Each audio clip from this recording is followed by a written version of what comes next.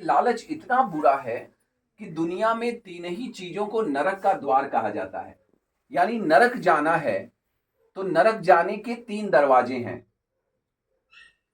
त्रिविधम नरकस्य इदम द्वारम, इस नरक के तीन द्वार हैं। त्रिविधम नरकस्य इदम द्वारम नाशन मात्मनः। अगर अपना नाश करना है ना तो इन दरवाजों में घुस जाइएगा। कामः, क्रोधः तथा लोभः तस्मात् एतत् त्रयम् त्यजेत। भगवान की वाणी है, शास्त्रों की वाणी है, ऋषियों की वाणी है।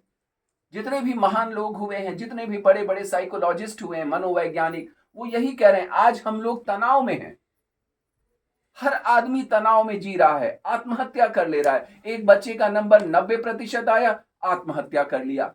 कोई बच्चा फेल हो गया, आत्महत्या कर लिया। किसी की नौकरी नहीं लग रही है, आत्महत्या कर लिया।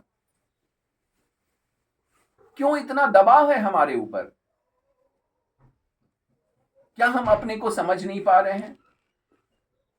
हमारे पूर्वज कैसे थे, जिनके घर में 11-11 बच्चे हुआ करते थे, हमारे वो पूर्वज उन 11 बच्चों को पाल लेते थे, पढ़ा लेते थे, खिला लेते थे। हमने पहले आत्महत्या की खबरें नहीं सुनी थी। लोग मरते नहीं थे, लोग तनाव में नहीं जाते थे, तनाव की दवाएं नहीं खाते थे। क्यों? क्योंकि उनके पास लालच नहीं थी। जितना है उतने में रहेंगे। हमारे यहां कहावत कही गई, तेते पांव पसारिए जाते लंबी सौर। जितनी लंबी चादर है उतना ही पांव पसारिए।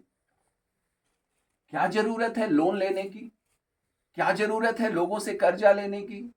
क्या जरूरत है शादी में 500 1000 लोगों को खिलाने की? अरे 10-15 लोगों को खिलाइए, 20 लोगों को खिलाइए। नहीं पैसा है मत खिलाइए। लेकिन हमने अपने जीवन में अपने तनाव को अपने सिर पर हावी हो जाने दिया। हमारे जीवन में इतना दिखावा बढ़ गया। और दिखावा किस चीज का? स्वास्थ्य का दिखावा होना चाहिए, चरित्र का दिखावा होना चाहिए। नहीं, हम लोग पैसे का दिखावा करते हैं और इस चक्कर में हम लोग फंसते जाते हैं। तो भगवान कहते हैं, त्रिविधम नरकस्य इदम द्वारम नाशन मात्मनः।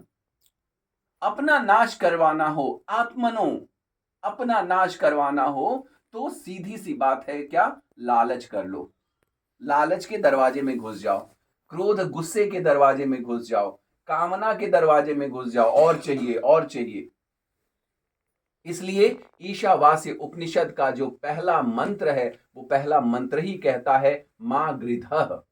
लालच मत करो भैया, एकदम मत करो लालच। जितने गांव में लड़ाइयां हो रही हैं, जितने शहरों में लड़ाइयां हो रही हैं, अभी आप देखोगे अमेरिका का राष्ट्रपति, उसने वेनेजुएला के ऊपर हमला किया, उसको अपने उसके राष्ट्रपति को कैदी बना लिया। और उससे पूछने पर कि भैया क्या जरूरत थी, क्या दिक्कत चल रही थी वेनेजुएला में, तो कह रहा है भाई हमको उनका तेल चाहिए, तेल चाहिए। और अब क्या? अब हम जाएंगे डेनमार्क के ग्रीनलैंड को भी अपना बनाएंगे। डेनमार्क का जो ग्रीनलैंड है, एक बड़ा सा क्षेत्र, उसमें बहुत सारे मिनरल हैं, रेयर मिनरल, खनिज हैं, वो खोद के हम निकालेंगे, वो हमारा होना चाहिए। क्या है इस पूरी दुनिया में जो झगड़ा चल रहा है, किस चीज का झगड़ा चल रहा है? संसाधन का झगड़ा, लालच का झगड़ा और चाहिए का झगड़ा। और ये लोग कौन है जो राष्ट्रपति बनते हैं, सांसद बनते हैं, विधायक, प्रधान बनते हैं? हमारे बीच में से निकलने वाले लोग हैं।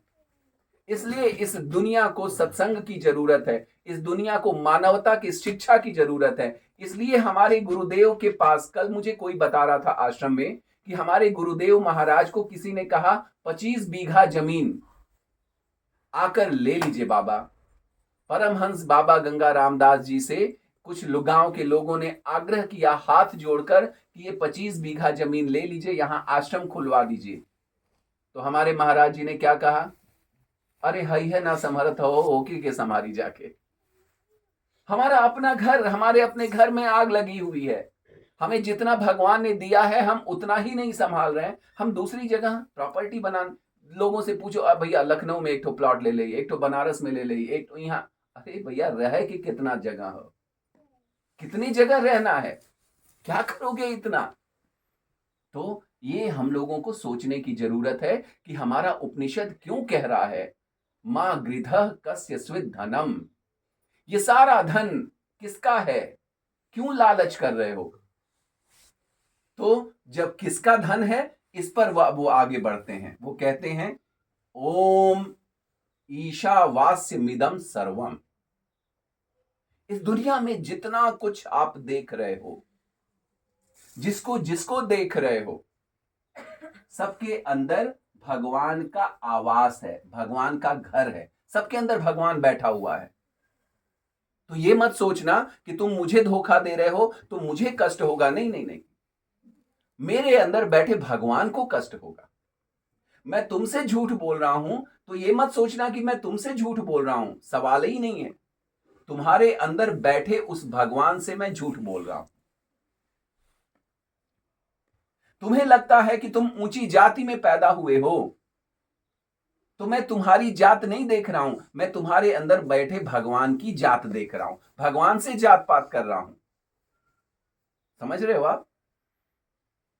बहुत गूढ़ अर्थ है। जब ऋषि ये बातें करते हैं तो उसके अंदर बहुत सारी चीजें होती हैं, हम लोगों को समझने की जरूरत है कि हमारे ऋषियों ने, हमारे साधुओं ने, हमारे बाबा लोगों ने क्यों ये बातें कही हैं। और इन बातों को अगर हम थोड़ा सा मानना शुरू कर दें तो हमारे जीवन में कितना परिवर्तन आना शुरू हो जाएगा। हमारे गुरुदेव कहते थे कुछ भी बनने से पहले आप मानव बनो, कहते थे ना। यही हम मानव धर्म का पहला सूत्र है। हमको नहीं चाहिए दुनिया भर के मंत्र, नहीं चाहिए दुनिया भर का सूत्र, नहीं चाहिए। एक सूत्र मिला ना, कुछ भी बनने से पहले कैसे मानव बनेंगे? मनुष्य बनने के लिए, आदमी इंसान बनने के लिए तो इंसानियत चाहिए ना। और